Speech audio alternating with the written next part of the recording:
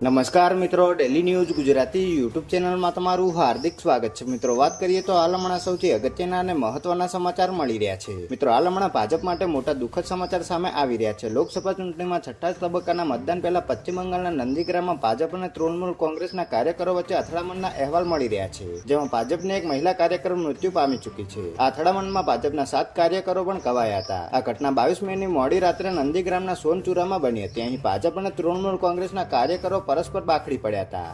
ટીએમસીના કાર્યકરો પર આરોપ લાગ્યો છે કે તેમણે ધારદાર હથિયારો વડે ભાજપના કાર્યકરો પર હુમલો કર્યો હતો. આ અથડામણમાં મૃતક મહિલા ભાજપ કાર્યકરનું નામ રથીબાલા બાડી હોવાનું સામે આવ્યું છે. આ પહેલીવાર નથી જ્યારે પશ્ચિમ બંગાળના કોઈ વિસ્તારમાં ભાજપ અને તૃણમૂલ કોંગ્રેસના કાર્યકરો વચ્ચે અથડામણ જોવા મળી છે. અગાઉ પણ આવી અનેક ઘટનાઓ બની ચૂકી છે, જેમાં ટીએમસી અને ભાજપના કાર્યકરો સામસામે બાખડી ચૂક્યા છે અને હિંસા પણ ભડકી છે. આ અગાઉ ભાજપના ઉમેદવાર અર્જુનસિંહ અને ટીએમસી કાર્યકર વચ્ચે ઝપાઝપી થઈ હતી.